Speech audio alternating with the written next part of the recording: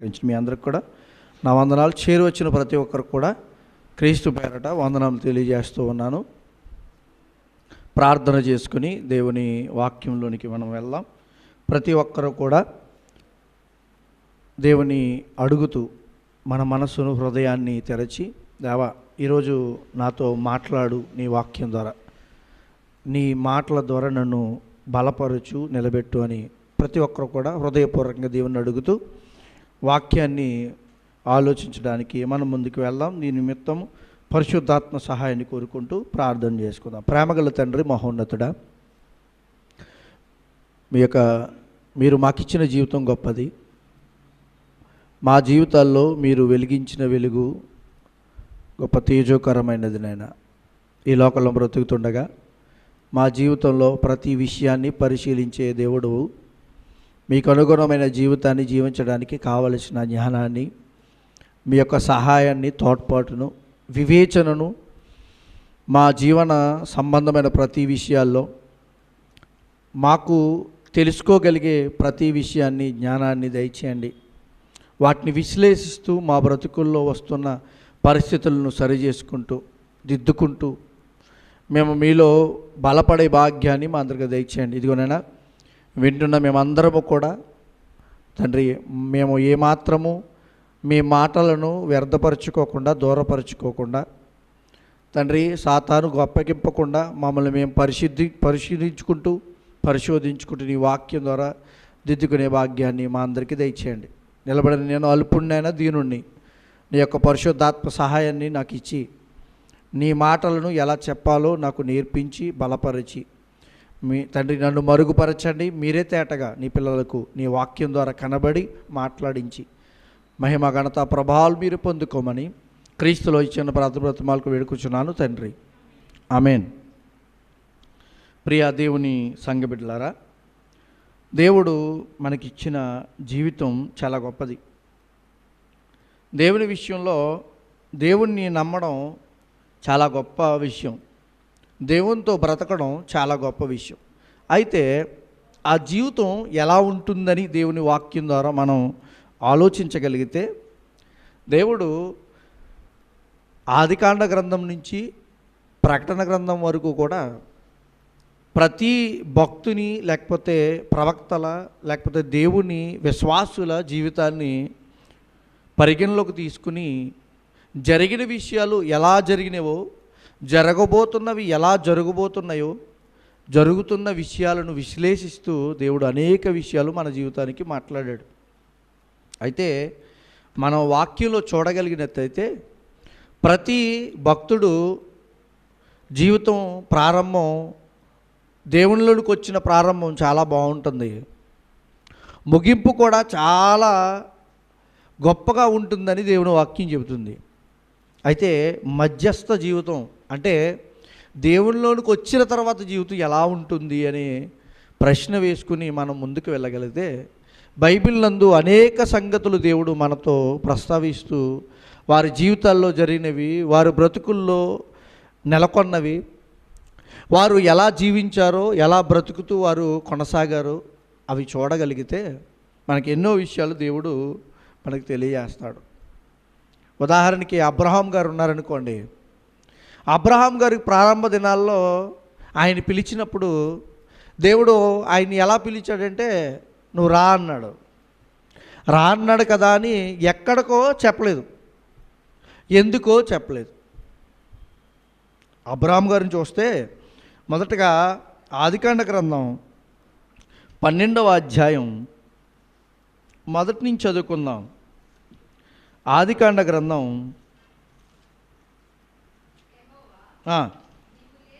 నీవు లేచి నీ దేశము నుండి, నీ బంధువుల యొద్ద నుండి, నీ తండ్రి ఇంట నుండి బయలుదేరి నేను నీకు చూపించు దేశమునకు వెళ్ళుము. నిన్ను గొప్ప జనముగా చేసి నిన్ను ఆశీర్వదించి నీ నామమును గొప్ప చేయుదును, నీవు ఆశీర్వాదముగా నుందువు. మనం వాక్యంలో చదువుతున్నప్పుడు మనకి బాగా ఇష్టమైన పదాలు ఏంటంటే, బైబిల్ నందు లేకపోతే దేవుని దగ్గరికి వెళ్ళడం, దేనికి వెళ్తామో అని అనుకుంటే బాగా ఇష్టపడిన సందర్భము మాట ఏంటంటే ఆశీర్వాదం. అంతే కదా, బాగా ఇష్టం మనకి. క్రైస్తవులకేంటి, క్రైస్తవులేతరులకేంటి, దేవుని దగ్గరికి వెళ్తే ఆశీర్వదింపబడతామనే ఆనందం ఉంటుంది. మంచిదే, దేవుని దగ్గరకు వస్తే ఆశీర్వదింపబడతాం. ఎప్పుడు ఆశీర్వదింపబడతాం? దేవుని దగ్గరికి వచ్చిన వెంటనే ఆశీర్వదింపబడిపోతామా? జాగ్రత్తగా గమనించండి. ఇక్కడ పరిశీలన అనేది మనం వాక్యం ద్వారా ఆలోచిద్దాం. ఎందుకంటే భక్తుల జీవితంలో ఏం జరిగినాయో మనం పరిశీలించగలిగితే మన జీవితంలో కూడా వచ్చే కష్టాలు, ఇబ్బందులు, ఇరుకులు అన్నిటిలో కూడా మనకి ఒక ఆలోచన వస్తుంది. వీటి వలన జరిగేది ఏంటి అనేది. కష్టాలు లేని జీవితం ఎప్పుడు కూడా సుఖవంతమైంది కాదు. ఎందుకంటే కష్టం ఎప్పుడు కూడా మనిషికి ఏం నేర్పుతుంది అంటే ఒక పాఠాన్ని నేర్పుతుంది. శ్రమలు ఎప్పుడు కూడా జీవితంలో ఏం నేర్పుతాయి అంటే గుణపాఠాలు నేర్పుతాయి. అందుకే ఇక్కడ మాట్లాడుతూ అబ్రహాముగా మార్చబడాలంటే మొదటగా దేవుడు అన్నాడు, నువ్వు వచ్చే అన్నాడు. అప్పటి వరకు ఆయన పేరేంటి? అబ్రాము. ఆయన పేరు అబ్రామ్ అండి. అబ్రహాముగా మార్చబడాలంటే ఆయన ఏం చేయాలో తెలుసా? మొదటగా తన కుటుంబాన్ని, నీ తండ్రిని, నీ ఇంటి నుండి. నిజంగా వదిలి వెళ్ళడం అనేది చాలా సులువా? తండ్రి ఇంటి నుంచి వదిలిచ్చేయండి అన్నారు అనుకోండి, ఎవరన్నా ఏమంటారు? ఈజీయా ఇది? విశ్వాసులకు తండ్రిగా అతన్ని పేరుగాంచిన వాడిగా నిలబెట్టడానికి కారణం ఏంటో తెలుసా? దేవుడు రమ్మన్న వెంటనే బయలుదేరేశాడు. ఎక్కడికి, ఎందుకు, ఏమిటి క్వశ్చన్స్ చేయలే. నాకు ఎలాంటి జీవితం ఉంటుంది, నా పరిస్థితి ఏంటి, అక్కడ తినడానికి ఏముంటాయి, ఇవన్నీ ఆలోచించలేదు. బయలుదేరమన్నాడు, బయలుదేరేశాడు, అంతే. ఇక్కడ అది దేవునికి నచ్చింది. అయితే బయలుదేరేసిన జీవితం వెంటనే బయలుదేరమన్న వెంటనే ఈయన బయలుదేరాడు కదా, అప్పటి నుంచి బాగుందా జీవితం అంటే? లేదు. నిన్ను జనాంగముగా ఆశీర్వదిస్తానన్నాడు. ఆ ఆశీర్వాదం ఎప్పుడు జరుగుతుంది? కొన్ని తరాల తర్వాత జరిగేది. కానీ చూడండి, అబ్రహాము గారు బయలుదేరేటప్పుడు ఇవన్నీ ఏం తెలియదు ఆయనకి. అవును తెలుసా? అబ్రహాము గారు బయలుదేరుతున్నప్పుడు అబ్రహాము గారిని దేవుడు మార్చే విధానం, ఆయన ద్వారా ప్రపంచానికి వచ్చే దిక్సూచి, లేకపోతే ప్రజల యొక్క జీవనశైలి విధానాలు అప్పుడు అబ్రహాము గారు తెలుసా? అసలు అబ్రహాము గారి పేరు మారుతుందని ఆయనకి తెలియదు. నువ్వు ఎప్పటి నుంచి అబ్రహాముగా పిలువబడతావన్నాడు. అబ్రహాముగా పిలువబడటం అంటే ఏంటి? అనేక జనములకు నిన్ను తండ్రిగా. అంటే అర్థం చేసుకోండి, మనిషి దేవుని దగ్గరకు వచ్చిన వెంటనే ఎప్పుడు కూడా సుఖవంతమైన జీవితం ఉండదు. ఎందుకనంటే దేవుడు మన జీవితాలను పరిశీలించే వాడిగా ఉన్నాడు. అలాగే మనం చూస్తే దావీదు గారు కూడా చూడండి. దావీదు గారిని మొట్టమొదటిగా తైలాభిషేకం చేశాడు. అభిషేకం ఎవరు? సమూయేలు గారు. అభిషేకించిన వెంటనే రాజు అయిపోయాడా? చూద్దాం. సమూయేలు మొదటి గ్రంథం 16వ అధ్యాయం. సమూయేలు మొదటి గ్రంథం 16వ అధ్యాయం 13వ వచనం. సమూయేలు మొదటి గ్రంథం 16వ అధ్యాయం 13వ వచనం నుంచి. సమూయేలు తైలపు కొమ్మును తీసి వాని సహోదరుల ఎదుట వానికి అభిషేకము చేసెను. నాట నుండి యెహోవా ఆత్మ దావీదు మీదకి బలముగా వచ్చెను. తర్వాత సమూయేలు లేచి రామాకు వెళ్ళిపోయెను. ఇక్కడ దావీదుని అభిషేకిస్తున్న సందర్భం. రాజుగా అభిషేకించాలంటే వాళ్ళు ఎలా చేయాలంటే తైలపు కొమ్ముని నూనెతో, తైలం అనగా నూనె, అభిషేకించాలి. ఆనాడు ప్రత్యేకమైన నూనె ఏదంటే ఈనాటికి విలువైంది ప్రపంచంలో ఒలివ నూనె, అంతేనా? అయితే నూనెతో ఆయన అభిషేకిస్తున్నాడంటే రాజుగా ఎన్నుకుంటున్నాడు. ఇక్కడ అభిషేకించిన వెంటనే ఏమైపోవాలి? ఈయన దావీదు గారు రాజు అయిపోవాలి. అయితే వెంటనే రాజు అయిపోయాడా? ఎన్నో బాధలు పడ్డాడు ఇక్కడ తర్వాత చూస్తే. అంటే అక్కడ ఏం జరిగిందంటే పరీక్ష జరిగింది. ఉదాహరణకి చూడండి, మనం ఇంతకుముందు ప్రార్థన చేసుకుంటూ ఈ నెలలో ఎగ్జామ్స్ ప్రారంభం అయిపోతున్నాయి, ఆ పరీక్షలన్నీ పాస్ అవ్వడానికి పిల్లల కోసం ప్రార్థన చేయడం అడుగుతూ ఉంటారు. మనకి మంచిదే. ఇప్పుడు చదువుతున్నప్పుడు ఏమనిపించకపోవచ్చు, చదువుతున్నప్పుడు విలువ తెలియకపోవచ్చు, చదివిన తర్వాత పాస్ అయ్యామనుకోండి ఎలా ఉంటుంది? ఆనందంగా ఉంటుంది. పరీక్ష జీవితం చిన్నదే. పరీక్ష అనేది 1 గంట 2 గంటలో పరీక్ష పెడతారు. చదివిందేమో చాలా కాలం, పరీక్ష అయితే తక్కువ. ఈ లోకంలో మనిషి యొక్క ఉత్తీర్ణత సాధించడానికి, మరొక ఉద్యోగం సంపాదించుకోవడానికి, లేకపోతే మరొక పై చదువులు చదువుకోవడానికి ఏది అవసరం అంటే పరీక్ష. కొన్ని గంటల పరీక్ష. ఆ పరీక్ష రాసినప్పుడు ఎలా ఉంటుంది మనిషి జీవితం? టెన్షన్గా ఉంటుంది. అంటే కరెక్ట్గా రాస్తున్నానా లేదా, అన్నీ సరైన రాస్తున్నా లేదా, నాకు గుర్తుంటాయో లేదా, ఎంత టెన్షన్ పడతాం. అంటే పరీక్ష అనేది లేకపోతే మరొక చదువు కానీ మరొక ఉద్యోగం కానీ సంపాదించుకోవడానికి అర్హులము కాలేము. ఈ లోక జీవితంలో తక్కువే పరీక్ష జీవితం, కానీ దేవుడు పరీక్షించే జీవితం కూడా చాలా గొప్పగా కనబడుతుంది. ఆకలేస్తుంది అనుకోండి, బియ్యం ఉన్న ఇంట్లో కడుపు నిండుతుందా? కడుపు నిండదా? చెప్పాలి. ఆకలి వేసిన వెంటనే ఇంట్లో ఆకలి వేసింది, పిల్లలకి అడుగుతున్నారు, బియ్యం ఉన్నాయి, వెంటనే కడుపు నిండుతుందా? ఎందుకు నిండదు? వండాలి, దాన్ని వార్చాలి. వండాలంటే సరే ఉన్నాయి, నీళ్ళు ఉన్నాయి, కావాల్సినవన్నీ ఉన్నాయి, నీళ్ళు పెట్టి అలా పెట్టేస్తామా? బియ్యం పట్టుకొచ్చి ఏం చేస్తాం? ముందు శుభ్రం చేయాలి, బియ్యాన్ని కడగాలి, కడిగిన తర్వాత నీటిలో పెట్టి అప్పుడు పట్టుకొచ్చి పొయ్యి మీద పెట్టి దాన్ని మంట పెట్టి కొద్ది సమయం వేచిన తర్వాత అది ఆహారంగా, తినే ఆహారంగా మారుతుంది. లేదు బియ్యం తినేస్తాను, ఆహారం కడుపు నింపేసుకుంటానంటే కాని పరిస్థితి. అంటే సమయం, వేచి ఉండే సమయం ప్రాముఖ్యమైనది జీవితానికి. ఆహారం ఆకలేసిన తర్వాత ఆహారం తింటే ఎలా అయితే సంతృప్తికరంగా కడుపుకుంటుందో, ఆ సంతృప్తికరమైన ఆహారం తినడానికి ముందు ఏం జరుగుతుందంటే వేచి ఉండాలి. చిన్నపిల్లలు చూడప్పుడు ఆకలేసేస్తుంది, అమ్మ అంటుంది, ఆగు నేను వండుతున్నాను కదరా అంటే, లేదు నాకు ఆకలేసేస్తుంది అంటాడు. అయితే వండకుండా పొడి మధ్యలో ఉడికింది పెట్టచ్చు కదా, పెట్టరు. ఎందుకని? వేచి ఉండాల్సిందే మంచి ఆహారం తినాలంటే. ఒకవేళ మంచి ఆహారం తినకపోతే కడుపులో నిప్పు రావచ్చు, ఏదైనా జరగవచ్చు.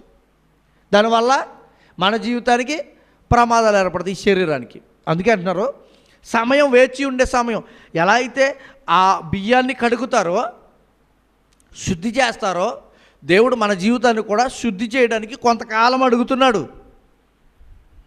చూద్దాం 2వ సమూయేలు గ్రంథం, ఇక్కడ 16వ అధ్యాయం నుంచి చూస్తే ఎన్ని అధ్యాయాలు ఉన్నాయి దీంట్లో? మొదటి సమూయేలు గ్రంథంలో 31 అధ్యాయాలు ఉన్నాయి. సుమారుగా 15 అధ్యాయాలు. తర్వాత 2వ సమూయేలు గ్రంథం 2వ అధ్యాయం 4వ వచనంలో చూడండి, దావీదు గారిని ఎంతకాలం పరిశీలించాడో తెలుసా? చూడండి 2వ అధ్యాయం 4వ వచనం. అంతటా యోధావారు అక్కడికి వచ్చి యోధావారి మీద రాజుగా దావీదునకు పట్టాభిషేకం చేసిరి. ఎన్ని అధ్యాయాలు జరిగినాయి ఇప్పటికి కాలం?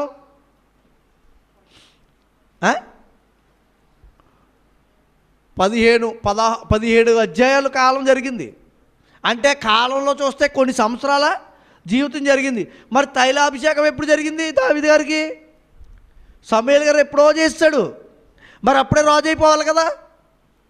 అంటే ఒక రాజు అవ్వడానికి కూడా, మీకు ఇంతకుముందు ఒకసారి చెప్పాను, రాజు అయ్యేవానికి ముందుగా ఐగుప్తు ధనాంగారంలో అతన్ని పెడతారని ఐగుప్తు రాజుల గురించి మీకు చెప్తున్న సందర్భంలో వచ్చింది. బంగారం అంతా వాడి జీవితానికి ఇచ్చి, వాడికి కావాల్సిన అన్ని సదుపాయాలు ఇచ్చి కూర్చోబెట్టి అతన్ని చేస్తారంట రాజుగా ఐగుప్తీయులు. ఇక్కడ దేవుడైతే ఒక రాజుగా నియమించడానికి, అంటే తన ప్రజలను పరిపాలించడానికి ఎలాంటి కష్టాల గుండా నడిపించాడో మనం చరిత్రలో చదివితే దావీదుని ఏదో సులువుగా తీసుకొచ్చి కూర్చోబెట్టలే. మనం అనుకుంటాం దేవుడిని నమ్మాను కదా, దేవుడి దగ్గరకు వచ్చాను కదా, ప్రార్థన చేస్తున్నాను కదా, ఎంతో భక్తిగా పరిశుద్ధంగా బ్రతకడానికి ప్రయత్నం చేస్తున్నాను కదా, అయినా నాకెందుకు ఈ కష్టాలు, అయినా నాకెందుకు ఈ కష్టాలు. దేవుడి దగ్గరికి వచ్చినప్పుడు బాగానే ఉంటుందండి. దేవుని తర్వాత అంటే ముగింపు జీవితం కూడా చాలా మంచిగా ఉంటుంది. వచ్చే స్థానం కూడా దేవుని దగ్గరకు వచ్చిన తర్వాత, మనం పరీక్షింపబడిన తర్వాత వచ్చే స్థానం కూడా చాలా గొప్పగా ఉంటుంది. మధ్య జీవితమే. దేవుడు అదే చెప్పబోతున్నాడు మనకి ఈరోజు. అరణ్యాల పాలు చేస్తాడు దేవుడు మనిషిని. దావీదు గారు అలా అరణ్య పాలు అయిపోయాడు. విషయం ఏంటంటే, అరణ్యం అంటే మనం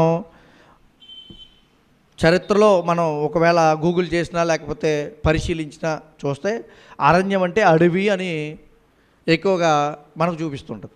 అయితే బైబిల్ చెప్పే మరొక నిర్వచనం అడవిని మాత్రమే కాకుండా అరణ్యం అంటే ఎడారి ప్రదేశం అని కూడా అన్నాడు.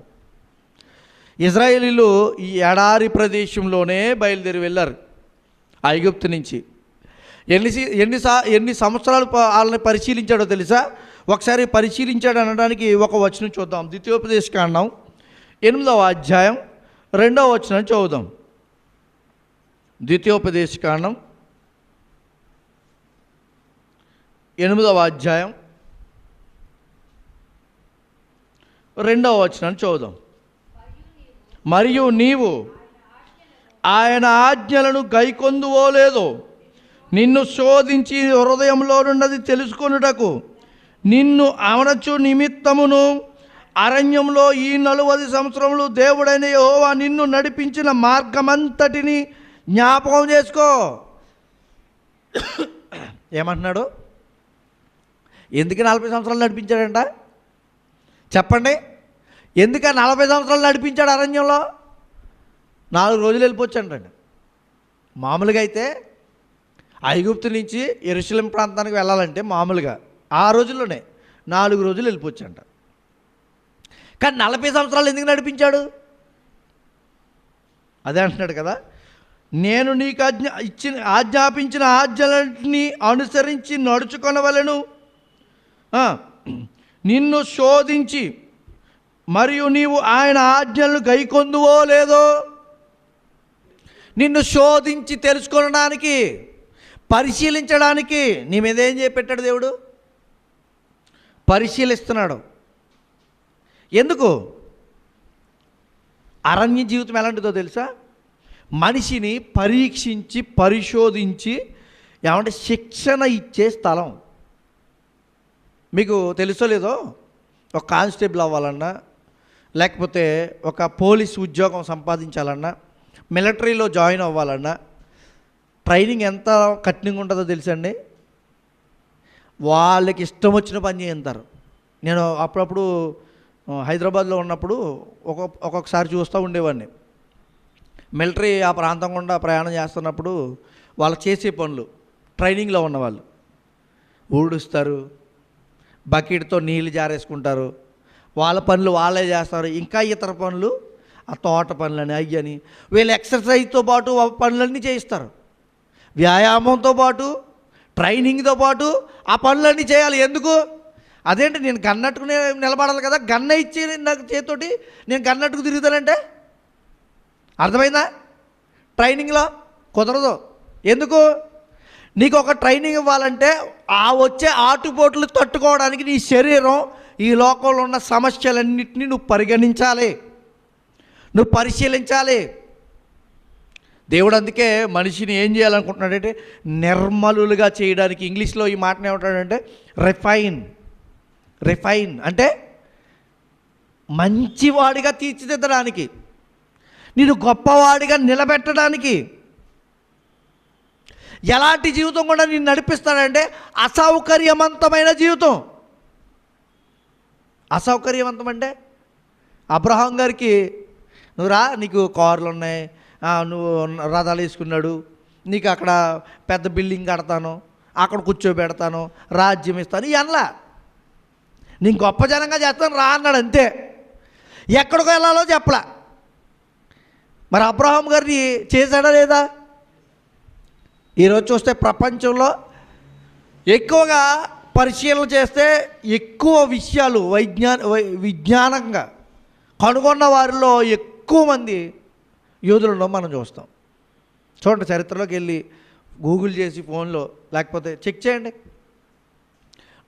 అత్యధిక నోబెల్ బహుమతులు విజ్ఞాన సంబంధమైన విషయాల్లో పొందుకున్న వారు ఎవరో చూడండి. అంటే విషయం ఏంటంటే, ఇప్పుడు ప్రపంచాలంతటికీ ఇచ్చాడు అనుకోండి, కానీ వాళ్ళని గొప్ప జనంగా చేస్తారని ఒక మాట ఇచ్చాడు కదా, ఆ మాటను మాత్రం దేవుడు ఏం చేయలేదు, మీరలేదు. ఎందుకంటే ఒక మాట ఇచ్చాడంటే దేవుడు దాన్ని తప్పడు. మనిషి అయితే ఒక మాట ఇస్తాడు, మర్చిపోతాడు. ఒక మాట ఇస్తాడు, తప్పేస్తాడు. ఒక మాట ఇస్తాడు, దాని అనుగుణంగా జీవించడు. దేవుని దగ్గరకు వచ్చి దేవా నీతో బ్రతుకుతాను ఇక్కడి నుంచి అని అంటారు, కానీ దేవునితో బ్రతకడంలో వైఫల్యం అయిపోతారు. దేవుని దగ్గరకు వచ్చి అయ్యా నీతో నా బ్రతుకుని సరి చేసుకుంటాను, నీలోనే ఉంటాను అంటే చెప్తూ సరిపోదు, మాట అంటే సరిపోదు. తర్వాత జీవితం అరణ్యము లాంటిది. అరణ్యం అనేది బైబిల్లో విశేషంలోకి వెళ్తే ఏమన్నా తెలుసా? కాలే పొయ్య లాంటిది అన్నాడు. కాలే పొయ్య, అగ్ని అలాంటిదంట జీవితం, అరణ్యం జీవితం. అలాంటి జీవితం గుండా విశ్వాసిని నడిపిస్తాడు. ఎందుకో తెలుసా? విశ్వాసి ఆ జీవితంలో నడవడానికి అవసరం ఏంటి? ఒకసారి ఒక వచనం చూద్దాం. కీర్తన గ్రంథం 66వ అధ్యాయం 10వ వచనం. కీర్తన గ్రంథం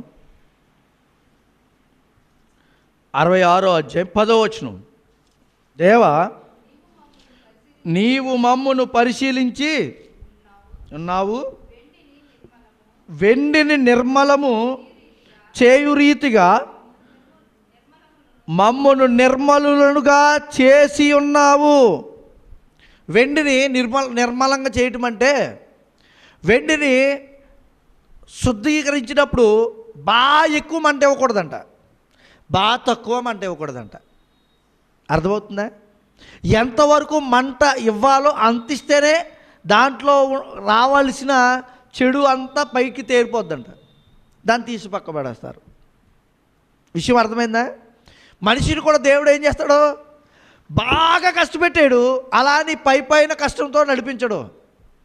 నువ్వు ఎంతవరకు శోధింపబడితే, నువ్వు పరిశీలింపబడితే, నువ్వు మంచిగా వాడతావో అంతవరకు నీ కష్టాలు పెడతాడు.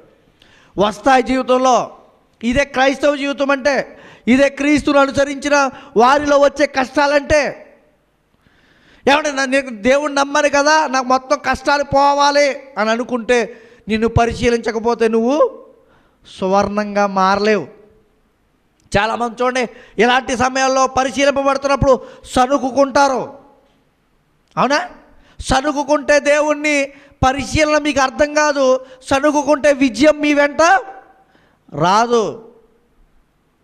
ఏమన్నా అర్థమాడు? పరీక్షలు అంటున్నాడండి మా మాస్టరు అని అంటే అవుతుందా?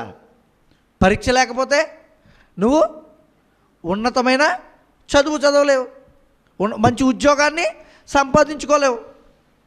ఈ లోకంలో ఒక స్థానం నుంచి మరొక స్థానానికి పొందడానికే, చదువులో చదువు మనం సాధించడానికే, ఉన్నతమైన చదువులు చదవడానికే నీకు పరీక్ష అవసరమైతే, దేవుని బ్రతుకును అంటే దేవుడిచ్చే మంచి స్థితిని నువ్వు పొందుకోవాలంటే ఈ లోకంలో నీకు ఉండేది ఏంటో తెలుసా? పరిశీలన. అక్కడ ఏముండకూడదు తెలుసా? సనగకూడదు. ఒక శనిగామా. సామెతల గ్రంథం 18వ అధ్యాయం 21వ చూడు. సామెతల గ్రంథం 18వ అధ్యాయం 21వ వచనం చూద్దాం. చాలామంది సనుగుతారు. జీవ మరణములు నాలుక వశము, దాని యందు ప్రీతి పడువారు దాని ఫలము తిందురు. సనికటం అంటే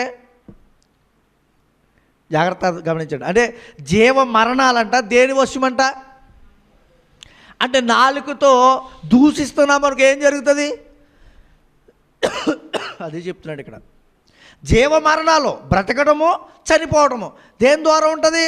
నీ నాలుక ద్వారా అంటున్నాడు. శనిగారా మీరేమైపోతారంటే దేవునికి దూరం అయిపోతారు, నాశనానికి వెళ్ళిపోతారు. అందుకే అంటున్నాడు, మీరు పరిశీలింపబడుతున్నప్పుడు, పరిశోధించబడుతున్నప్పుడు మీరు జాగ్రత్తగా దేవుని యందు ఆసక్తితో దేవుని బ్రతిమాలుకుంటూ, దేవుణ్ణి అడుగుతూ, దేవునితో సమయాన్ని గడుపుతూ ఎలా ఉండాలో తెలుసా? అబ్రహాం గారు పిలిచినప్పుడు ఏమీ క్వశ్చన్ చేయలేదో చూడండి, ఆ స్థానాన్ని గమనించుకోండి. దావీదు గారిని ఎన్నుకునేటప్పుడు శ్రమలకుండా లేకుండా ఆయన ఏమి చేసేలేదు చూడండి, అది జ్ఞాపకం చేసుకోండి. సామెతల గ్రంథం 17వ అధ్యాయం 3వ వచనం చూద్దాం. సామెతల గ్రంథం 17వ అధ్యాయం 3వ వచనం. వెండికి మోస తగినది, బంగారునకు కొలిమి తగినది, హృదయ పరిశోధకుడు యెహోవాయే. వెండి ఎందుకు చెప్తున్నాడు, బంగారం ఎందుకు చెప్తున్నాడు, తర్వాత హృదయం గురించి ఎందుకు మాట్లాడుతున్నాడు ఇక్కడ? వెండి ఆ కొలిమిలో, అదే ఆ మోస అనే దాంట్లో పరిశీలించి దాన్ని క్లీన్ చేయకపోతే మంచి శుద్ధమైన వెండి తయారు కాదు. ఎందుకంటే భూమిలో వచ్చిన తర్వాత ఆ వెండిని అలాగే మనం ధరించడానికి ఉపయోగపడదు, మనం వాడుకోవడానికి ఉపయోగపడదు, అవునా కదా? దానికి తీసి మళ్ళీ దాన్ని తయారు చేయాలి. బంగారం కూడా అంతే అండి, మట్టిలో ఆ రాడ్లా వచ్చిన దాన్ని మనం ధరించుకు తిరగం. బంగారం ఉంది కదా అని బంగారం ఒక మట్టిలా చూసుకుని బ్రతకం, దాన్ని శుద్ధీకరిస్తాం. దాన్ని తీసుకొచ్చి ఏం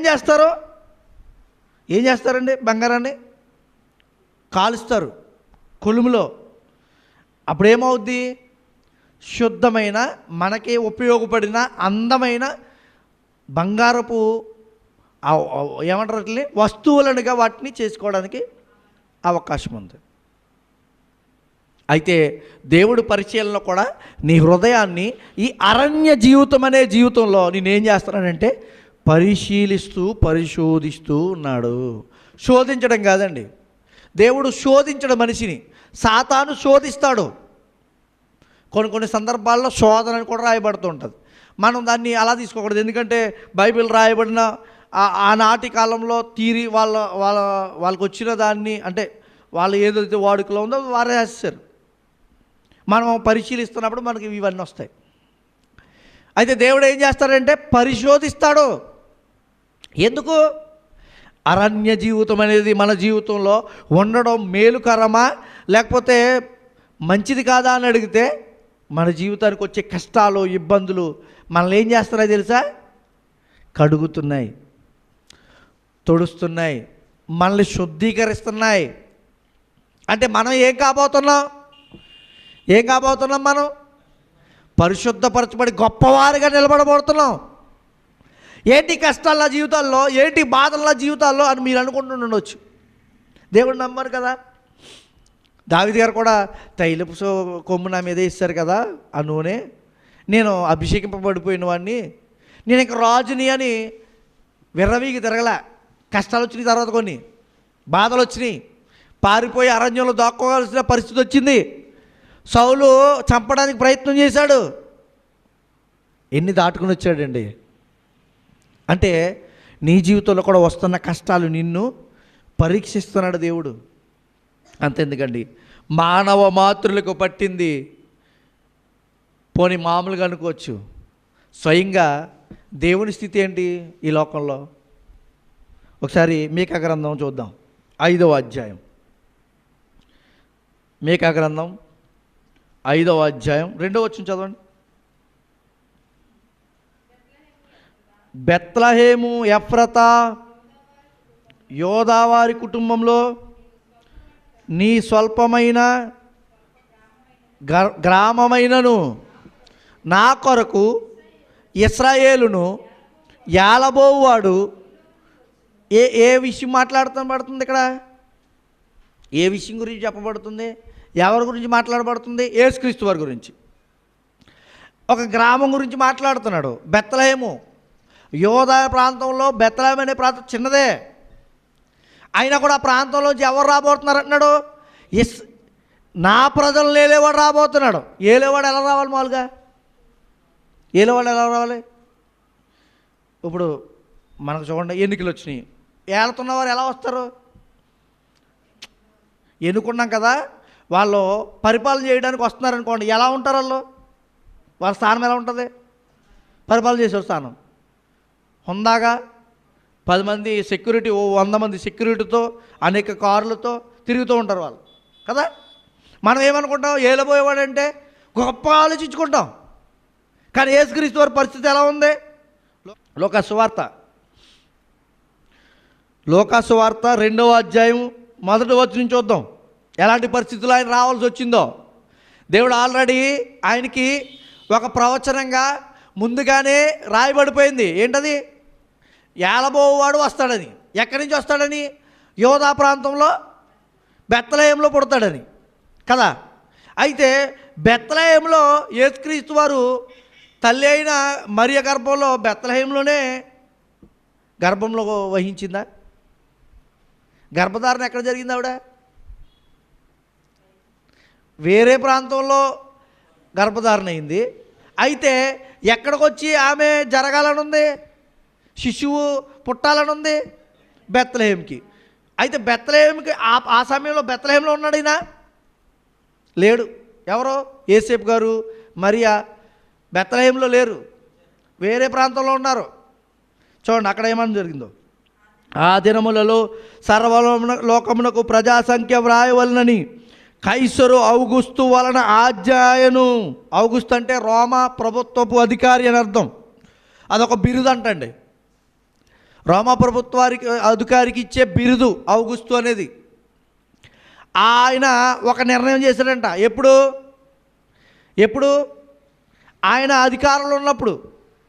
మరి అప్పుడు అంతకుముందు చేయలేదు. ఆ సమయంలోనే, ఏ సమయం? మరియా గర్భవతిగా ఉన్న సమయంలో యేసుక్రీస్తు వారి నిమిత్తం రాయబడిన మాటను చూడండి. అది నెరవేర్చబడాలంటే ఏదో జరగాలి అక్కడ. చూసారా? ఎక్కడో ఉన్న వ్యక్తుల్ని తీసుకొచ్చి ఈ ప్రాంతంలో ఎక్కడైతే దేవుడు ప్రవచనం ఇచ్చాడో ఆ ప్రాంతాన్ని ఎన్నుకున్నాడో ఆ ప్రాంతంలో జరిగే స్థానం. మామూలుగా ఏదో సహజంగా సాదాసీదాగా జరిగిపోలే. వచ్చింది పోనీ అక్కడ ఏదో రాసేశారు, ఆ పక్కన కూర్చుని మంచి బెడ్రూమ్, మంచి హాస్పిటల్కి వెళ్ళి, లేకపోతే మంత్రసాని ఇంటికి వెళ్ళి గర్భధాని డెలివరీ అయిపోయిందని అనుకోవడం లేదు. ఎలా జరిగింది? ఔగుస్తు వలన. అప్పుడు అందరూ ఆ సంఖ్యలో రాయబడుటకు తమ తమ పట్టణంలోకి వెళ్ళిరి. యేసేపు దావీదు వంశంలోను గోత్రంలోను పుట్టినవాడు కనుక తనకు భారీగా ప్రదానము చేయబడి గర్భవతి అయి ఉండిన మరియతో కూడా ఆ సంఖ్యలో వ్రాయబడుట గలిలయలోని నజరేతు నుండి. ఎక్కడైంది ఈమెకే? నజరేతులో గర్భవతి అయింది ఆవిడ. నజరేతు నుండి యోదయలోని బెత్లెహేము అనబడిన దావీదు ఊరికి వెళ్ళెను. యోదయ బెత్లెహేమా, నీవు ఏమాత్రము స్వల్పమైన గ్రామమైనను నా ప్రజలను ఏలడానికి వచ్చేవాడు నీలో నుండి వచ్చిన అన్నాడు. ప్రవచనం నెరవేరబడాలంటే ఆయన రాజు కదా వచ్చేవాడు. నిజంగా రాజరిక పాలనలో ఒకవేళ రాజులుగా ఉన్న ఆ రాణులకి డెలివరీ అవుతుందనుకోండి, ఎలా చేస్తారు? మామూలుగా ఉదాహరణగా చూస్తే పోలేండి, ఉదాహరణకి అక్కడ దాకా ఎందుకు, మనకున్న మంత్రులు లేకపోతే గొప్ప గొప్ప నాయకులు, పేరున్న వాళ్ళు, డబ్బున్న వాళ్ళు ఉన్నారు చూడండి నాయకులు, వాళ్ళకి ఇంట్లో డెలివరీ జరిగింది అనుకోండి, ఎలా జరుగుతుంది? సింపుల్గా అయిపోద్దా? ఎంత తతంగం ఉంటుంది? ఏ హాస్పిటల్లో చూపించారు? ఎక్కడైతే గొప్పగా డెలివరీ అవుతుందో, ఎక్కడైతే డబ్బు ఖర్చైనా పర్లేదు, వాళ్ళకి మంచి స్థానం కలిగిన ఉన్నతమైన ప్లేస్లోకి తీసుకుని వెళ్ళి ఆ హాస్పిటల్ తీసుకెళ్ళి డెలివరీ చేస్తారు. దేవుని స్వయంగా మానవ రూపంలోకి రాబోతుంది ఎవరు? మానవ రూపాన్ని ధరించుకోబోతుంది ఎవరు అక్కడ? స్వయంగా దేవుడు యేసుక్రీస్తు వారు. ఆయనకున్న స్థానం ఎలాంటిది? లోకాన్ని ఏం చేయగలడు? ఏదైనా ఎలా అయినా నడిపించగలిగిన స్థానం ఆయనకున్న శక్తి ఉందో ఆయనకి. అలాంటి ఆయన పుట్టడానికి ఆ బెత్లెహేములో ఏం లేదు, స్థలము లేనందున. ఎక్కడ కూర్చోబెట్టారు చూడండి, అక్కడే చూడండి, చదవండి. నజరేతు నుండి యోదాయలోని బెత్లెహేము దావీదు ఊరికి వెళ్ళాను. వారు అక్కడ ఉన్నప్పుడు ఆమె ప్రసవ దినములు నిండెను కనుక తన తొలిచూలు కుమారుని కని, అప్పటికే ఏం చేసింది? కనేసింది. చాలామంది ఏం చేస్తున్నారు ఇప్పటికీ? క్రిస్మస్ వచ్చినప్పుడు ఏం చేస్తారు? పాకలో పెడతారు. అంటే పాకలో పుట్టినట్టు పెడతారు. చాలామంది పాకలో పుట్టినట్టుగా అంటారు, కానీ పుట్టింది పాకలో కాదు, ఎక్కడో చెప్పలే, అప్పటికే కన్నది ఆవిడ. పొత్తిగుడ్లతో చుట్టి సత్రములో వారికి స్థలం లేనందున, అంటే హోటల్. సత్రం అంటే ఇప్పుడు ఏమనొచ్చు? హోటల్ అనొచ్చు, ఇంకా లేకపోతే రిసార్ట్ అనొచ్చు. వాటిలో ప్లేస్ లేదు. ఎందుకంటే ఆ టైంలో అందరూ చుట్టుపక్కల ప్రాంతాల నుంచి అక్కడికి వచ్చేసారు. ఎందుకు? ప్రజాసంఖ్య రాయబడుతుంది. మీరు ఏ గోత్రంలో ఎవరు అక్కడ రాయబడాలి, ఎవరెవరు ఉన్నారో రాయబడాలి. అలాంటి సమయాల్లో వచ్చిన వీరికి ప్లేస్ దొరకలే హోటల్లో. మరి హోటల్లో దొరకకపోయినా ఎక్కడ పరుండ పెట్టారంట? స్థలము లేనందున ఆయనను పశువుల తొట్టెలో పరుండబెట్టను. పశువుల పాకలో అని కూడా లేదు. ఏమనుంది? మనకు పాకేస్తాం. చాలామంది ఏం చేస్తారు? పాకేస్తారు, పాకలో తొట్టి తెరిచేస్తారు, దానికి లైటింగ్ పెట్టి అక్కడ బొమ్మను పెడతారు. అక్కడ జరిగిందేమో ఓన్లీ తొట్టెని రాయబడింది అంతే, పాకలో అని రాయబడలా. అంతేనండి? ఎన్ని చేసేస్తారో లైటింగ్లో, ఎన్ని డెకరేషన్లు చేసేస్తారో.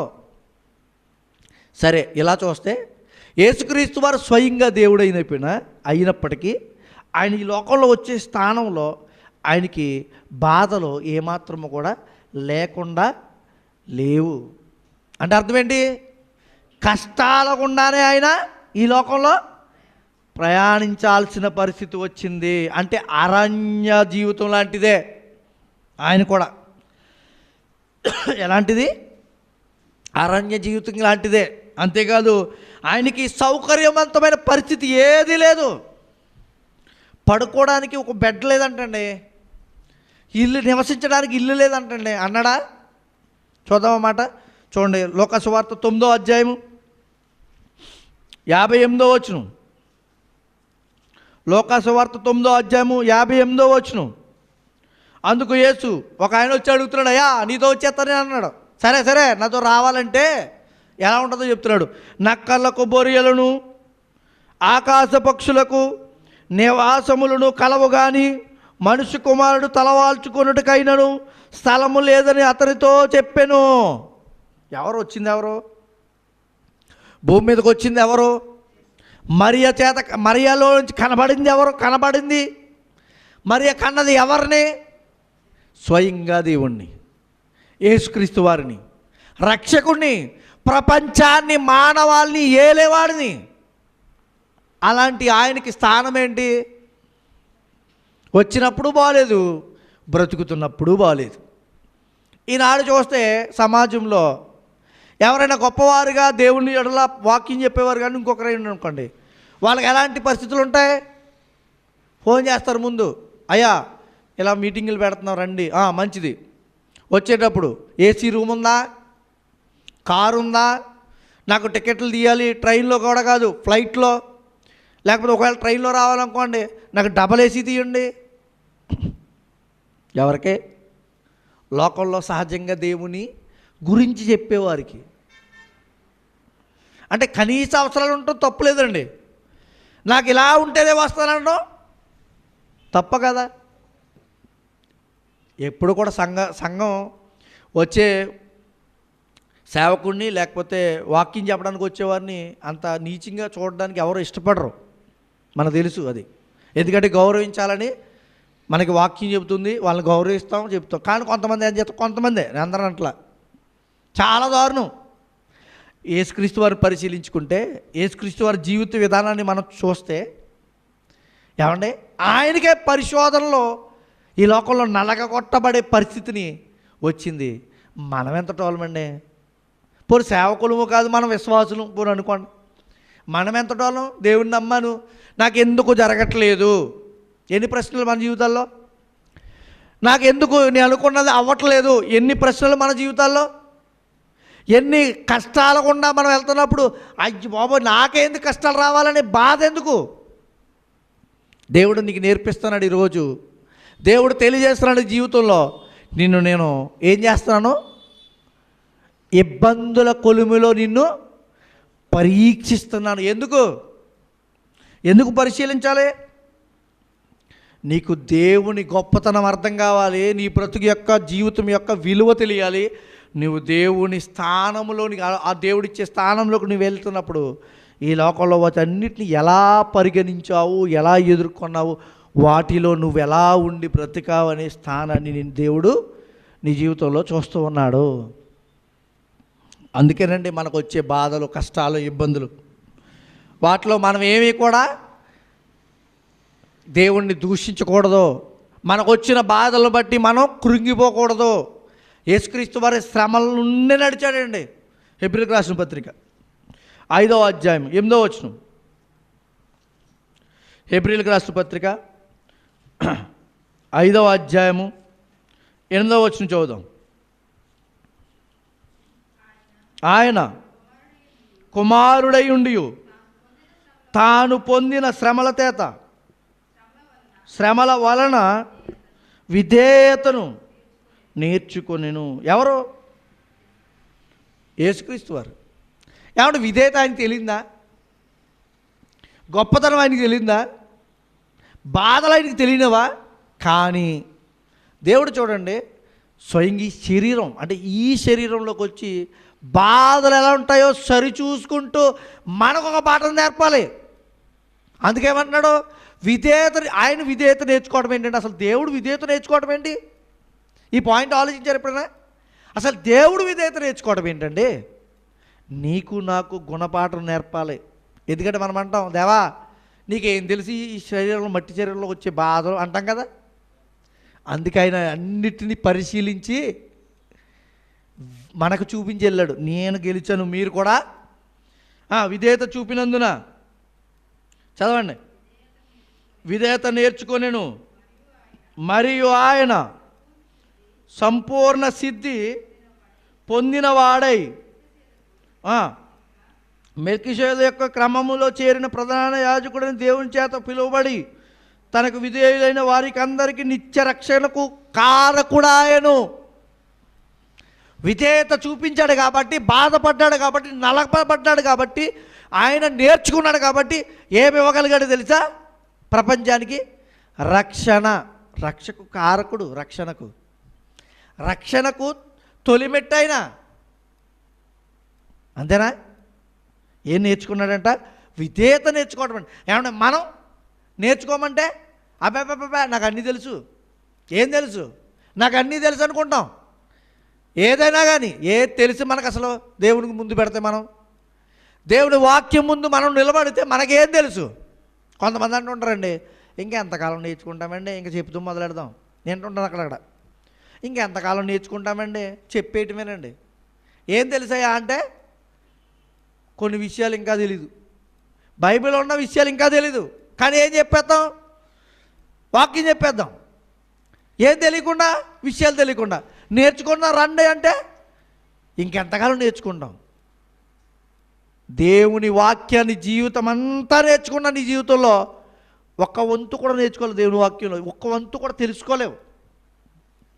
ఆయన ఉద్దేశాన్ని నేర్చుకోవడం మన జీవితం అంతా పెట్టినా ఈ వాక్యం పూర్తిగా నిర్వచించడానికి మన జీవితం సరిపోదండి. అందుకే అంటున్నాడు కదా, అందుకే మనకి సులువుగా చెప్పడానికి పౌలు గారు కానీ యేసుక్రీస్తు వారు కానీ ఇదే జీవితం అని చెప్పాడు. ఇదే ఈ బ్రతుకు, ఇదే ఇలా బ్రతకాలి అని చెప్పారు. పౌలు గారు కూడా చూడండి, ఆయన శ్రమల గుండా ప్రయాణం చేసిన తర్వాతే అనేక బాధలు పడ్డాడంటాడు ఆయన. అవునా? ఆయన పొందబోవు రాబోవు ఆ స్థితిని జ్ఞాపకం చేసుకుని ఈ శ్రమలన్నింటినీ చులకనగా ఎంచుకున్నానంటాడు. అవునా? పౌలు గారికి అన్ని కష్టాలు వచ్చినా ఆయన ఎదిరించి నిలబడ్డారంటే ఆలోచించండి. యేసుక్రీస్తు వరకు వచ్చిన శ్రమలో ఆయన తెలుసుకున్నాడు, ఆయన అనుభవాన్ని నేర్చుకున్నాడు. యేసుక్రీస్తు వారు పొందుకున్నారు, నేనెంతటోని. మనం ఒకవేళ కింద కూర్చోండి అందాం అనుకోండి, అబ్బాయి మేము కూర్చోలేమండి అంటారు. చూడండి కొంతమంది, సభలకు వెళ్ళినా మీటింగ్లకి వెళ్ళినా ఎక్కడ ఏంటి నాకు కాలు పట్టట్లేదండి. అది చేయట్లేదండి, ఇది చేయట్లేదండి, ఉట్టిదే. మనకు అలవాటు తప్పిపోయి అస్తమాను పైన కూర్చుని లేకపోతే కారులో తిరిగి ఈ అలవాటు అయిపోయి నేను ఇంకా అట్లా రాలేను, ఎండలో తిరగలేను, ఇలాంటి మాటలు దేవుని దగ్గర పనికిరావు. దేవుని దగ్గర నువ్వు మాట్లాడడానికి సరిపోవు. ఎందుకని తెలుసా? దేవుడు నీకంటే గొప్పవాడైన ఆయన ఏం చేశాడు నీ జీవితంలో? నిన్ను మేలుకరంగా మార్చడానికి ఆయన శ్రమల బాధలు పడ్డాడు, ఆయన ఇబ్బంది చేయబడ్డాడు, ఆయన నలచబడ్డాడు. చూడండి, ఫిలిప్పీయులకు రాసిన పత్రిక 2వ అధ్యాయము 8వ వచనం చూడండి.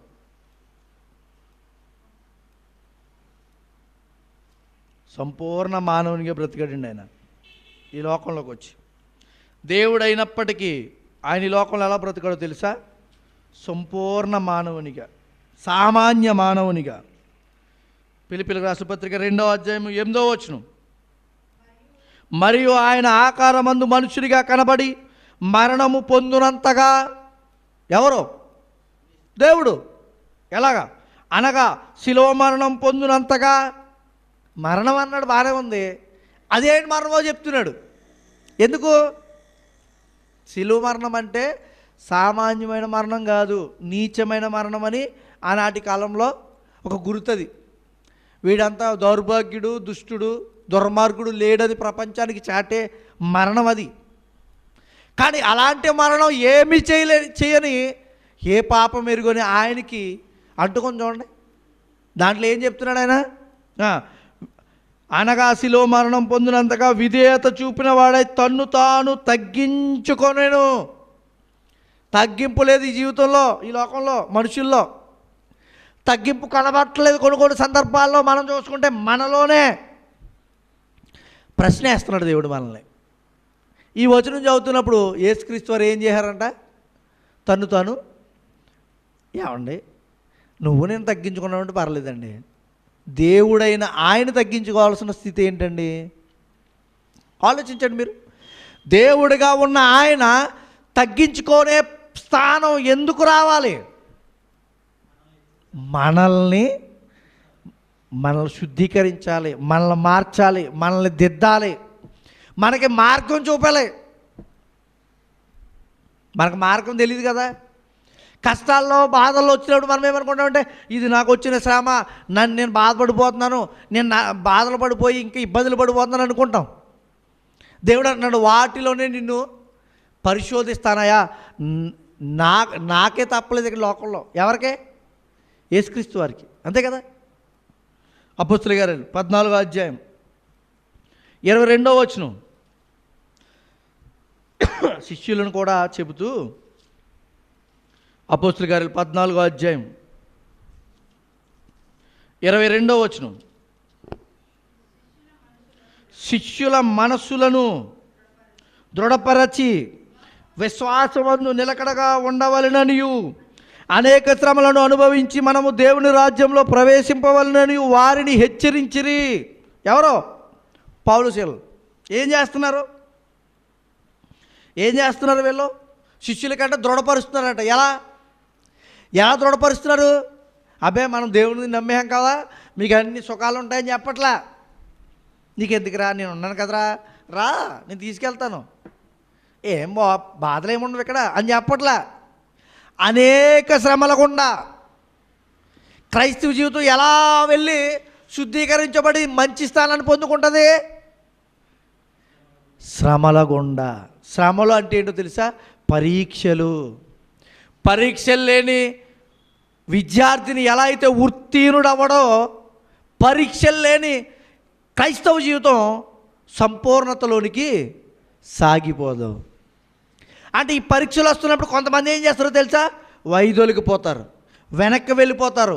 కొంతమంది లోక సంబంధమైన జీవితాన్ని ఆశ కలిగి, ఈ బాధలు నాకెందుకు, నేను రాను, వాళ్ళే బాగున్నారు దేవుడిని నమ్మని వాళ్ళు అనుకుని వెనక్కి వెళ్ళిపోతారు. అలాంటి స్థానాన్ని గుర్తు చూపిస్తూ ఇక్కడ ఎంతమంది ఉంటారో ఎంతమంది ఉండరో పరిశీలిస్తున్నాడు దేవుడు. ఎగ్జామ్ పెట్టాడనమాట. ఈ క్రైస్తవ జీవితం ఏంటి? క్రైస్తవ బ్రతుకు ఎలాంటిది? ఈ లోకంలో పరీక్ష లాంటిది. ప్రారంభం జీవితం చాలా బాగుంటుంది క్రైస్తవ్యంలో, రాబోయే ఆఖరి జీవితం కూడా చాలా బాగుంటుంది, చాలా బాగుంటుంది. కానీ మధ్యస్థ జీవితమే ఎలాంటిది? చాలా బాధాకరమైనది. ఇబ్బందుల కొలుములో నిన్ను బాధలపరిచి నిన్నేం చేస్తాడంట? ఒక గొప్ప జీవితాన్ని నీకు ఇస్తాడంట. గొప్ప జీవితాన్ని అది పొందుకోవడానికి సిద్ధపడాలంటే మనం ఎలా ఉండాలి? ఒక భక్తుడు అంటాడు, ఏమని తెలుసా? భూలోక జీవితం క్రైస్తవుడికి పరీక్షా స్థానం అంటాడు. ఎలాంటిది? భూలోక జీవితం క్రైస్తవుడికి ఎలాంటిదంట? పరీక్షా స్థానం. జీవితమే పరీక్షా స్థానం. విద్యార్థికి రాసే 1 గంట లేదా 2 గంటలు పరీక్షా స్థానం, తర్వాత అంటే మామూలే. కానీ క్రైస్తవ జీవితానికి జీవితమే పరీక్షా స్థానం. రాయబడుతున్నావు, దిద్దుకుంటున్నావు, నువ్వు రాస్తున్నావు. ఇప్పుడు ఏంటది? పరీక్ష రాస్తున్నావు. ఎక్కడ? భూమి మీద. ఎందుకు? పరలోకపు నిత్య జీవితాన్ని పొందుకోవాలంటే ఈ లోకంలో నువ్వేం చేయబడాలి? పరీక్షింపబడాలి, పరీక్షలో పాల్గొనాలి. నేను కొంతమంది పరీక్షల్లోకి పాల్గొనాలని వెళ్తున్నారు. కొంతమంది పరీక్ష రాయడానికి వస్తున్నారు, పేరు రాస్తున్నారు. ఏంటది? బాప్తిస్మం అనే పేరు రాస్తున్నారు. వెంటనే లోకంలో కలిసిపోతున్నారు. ఆ పరీక్షకి ఏముండదు, ఆ పరీక్ష పేపర్కి ఏముండదు, మార్కులు రావు. మార్కులు రాకపోతే ఉత్తీర్ణత సాధించరు. అంటే చూడండి, ఈ జీవితం చాలా పరీక్షలు గుండా వెళ్తుంది. మీరు ఎవరైనా బాధలు వచ్చినాయా? మీకు ఎవరికైనా ఇబ్బందుల కొలుముల్లో నడుస్తున్నారా? మీరేం బాధపడకండి. విషయం ఏంటో తెలుసా? ఆ పరీక్షల్లో మీరు పరీక్షింపబడుతున్నారు, ఆ పరీక్షల్లో మీరు విజయం పొందబోతున్నారు. దేవుడు మనకు చెప్తున్నాడు ఈరోజు. యేసుక్రీస్తు వారు పరలోకం మళ్ళీ తిరిగి ఈ లోకంలో బ్రతికి, సామాన్య మానవుడిగా బ్రతికి పరలోకం మళ్ళీ తిరిగి వెళ్ళి ఎక్కడ కూర్చున్నారంట? సింహాసనాసీనుడైన. ప్రకటన గ్రంథంలో అంటారు కదా యోహాన్ గారు, ఆయన సింహాసనాసీనుడే. పౌలు గారు అంటారు, లేకపోతే భక్తులందరూ అంటారు ఏమని? సింహాసనాసీనుడై ఉన్న సంగతి నేను చూస్తున్నాను కల్లారా అంటాడు. అంటే అర్థమేంటి? శ్రమల గుండా ఈ లోకం జీవితాన్ని సాధించినప్పుడు నీకు నిత్య జీవాన్ని ఇచ్చేవాడు ఆయన. ఆ సుఖవంతమైన జీవితం సాధారణ జీవితం కంటే గొప్ప జీవితం. ఈ లోకంలో అన్నీ ఉన్నాయి. మరణం ఉంది, ఆకలి ఉంది, దప్పితులు ఉన్నాయి, ఇబ్బందులు ఉన్నాయి, కష్టాలు ఉన్నాయి, సామాన్యమైన జీవితంలో అన్నీ ఉన్నాయి. వాటన్నిటి నుండి విడుదల పొందాలంటే గొప్ప జీవితం కావాలి. ఈ యొక్క జీవితంలో మనకు తృప్తి లేదు. అసహనం, బాధలు, ఇబ్బందులు, అసంతృప్తితో జీవిస్తున్న బ్రతుకులు. మరి వీటన్నిటిలో విజయం ఏంటో తెలుసా? పరలోకం. క్రైస్తవ జీవితం పరలోక రాజ్యానికి చేరడానికి నడిపించేది. అందుకే ఈ పరీక్షలు, ఈ బాధలు. మీరు అప్పుడప్పుడు ప్రార్థన చేస్తున్నప్పుడు, ఈ నెలలో పరీక్షలు ఉన్నాయండి, పిల్లలకి ప్రార్థన చేయండి అంటాం. నా జీవితం పరీక్షలు గుండా వెళ్తుందండి, ప్రార్థన చేయండి అని అనవలసిన పరిస్థితి మంది. మనందరి జీవితాలు. మన జీవితం పరీక్షల గుండా వెళ్ళగలిగితే సంపూర్ణ సిద్ధిలోనికి, పరిశుద్ధమైన స్థితిలోనికి, ఉత్తమమైన పరలోక స్థానానికి చేరుకునే స్థితిలో మనం వెళ్ళబోతాం. అది సాధించాలంటే ఈ లోకంలో పరీక్షల గుండా ప్రయాణాన్ని కొనసాగించాలి. దానికి పోనీ మీరు పరీక్షలో సాధించండి అని దేవుడు అలా వదిలేయడు మనల్ని. జాగ్రత్తగా గమనించండి. పరీక్షలు రాసేటప్పుడు మనల్ని అలా వదిలేసి మీరు పరీక్షలు పాస్ అయ్యి వచ్చేయండి అని అనడం. మనకేం చేస్తాడో తెలుసా? ఆత్మ నడిపిస్తాడు, సహాయం. మన కష్టాలు వచ్చినప్పుడు కూడా మనము నడవగలిగినంత కష్టాలు మాత్రమే దేవుడు ఇస్తాడంట. మనము భరించగలిగిన కష్టాలు మాత్రమే మనకి ఇస్తాడంట. అంటే నువ్వు భరించగలవు అవి, అంత దాటి ఇవ్వడం. చూడండి, ఒక్కొక్క సమస్య వచ్చినప్పుడు అసలు ఈ సమస్యలు నేను ఏం చేయాలో తెలీదు, చనిపోదాం ఇంకా అనే పరిస్థితులు వచ్చేస్తుంటాయి. కానీ వెంటనే కొన్ని గంటల్లోనే ఆ సమస్య పక్కకి వెళ్ళిపోతుంటుంది. ఎలా చూసారా? నీ జీవితంలో చేసే దేవుడు మేలు. అంటే పరీక్షల్లో కూడా ఆయన ఏం చేస్తాడు? స్లిప్లు ఇవ్వట్లా, సహాయం చేస్తున్నాడు, నీ ఆలోచన ఇస్తున్నాడు, నువ్వు చదివిన దాన్ని గుర్తు చేస్తున్నాడు అనుకోవాలి. సహాయం చేస్తాడు కదా అని ఎగ్జామ్లో సహాయం చేయడానికి స్లిప్లు పెట్టుకొని చెప్తారండి. అలా కాదు, ఇది యథార్థమైన బ్రతుకు. సహాయం అంటే దేవుడు నీకు తోడ్పాటునిస్తాడో, నువ్వు చదివిన దాన్ని గుర్తు చేస్తాడో, నీ బ్రతుకు ఎలా ఉంటుందో నీకు గుర్తు చేస్తూ ఉంటాడు. ఈరోజు దేవుడు కూడా వాక్యం ద్వారా అదే మాట్లాడుతున్నాడు. మన కష్టాల కొలుములు, మనకు వస్తున్న ఇబ్బందులు, మనకు వస్తున్న బాధలు ఎందుకు వస్తున్నాయా అని అడిగితే నేనేం చేస్తానో తెలుసా? గొప్ప సువర్ణమైన వారిగా నేను మార్చడానికి నేను నిర్ణయం తీసుకుని నిన్ను బలపరుస్తున్నాను. అయ్యా, ఈ ఇబ్బందుల్లో నలిగిపోతున్నాను, కష్టాలు పడిపోతున్నాను, ఇబ్బందులు పడిపోతున్నాను, నాకు ఏ తోవ తోటలేదు, నేనున్నాను, నీకే బాధ లేదు, నేనున్నాను, నీ తోడు, నువ్వు నడు, నువ్వు ముందుకు వెళ్ళు, నీ కష్టాల్లో నీ బాధల్లో నేను సహాయం చేసేవాడుగా ఉన్నాను. ఏమంటే దేవుడే సహాయం చేస్తే ఈ లోకంలో ఏ కష్టమైనా మనల్ని ఏమైనా చేయగలరా? ఎవరైనా ఏమైనా చేయగలరా? అదండి, దేవుడు తోడు ఉంటే అలా ఉంటుందండి.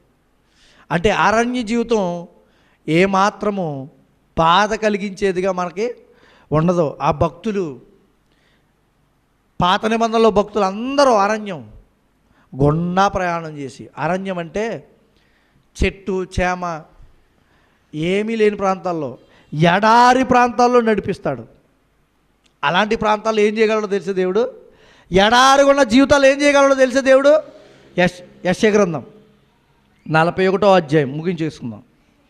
యెషయా గ్రంథం 41వ అధ్యాయం 20వ వచనం. 41:20 చదవండి.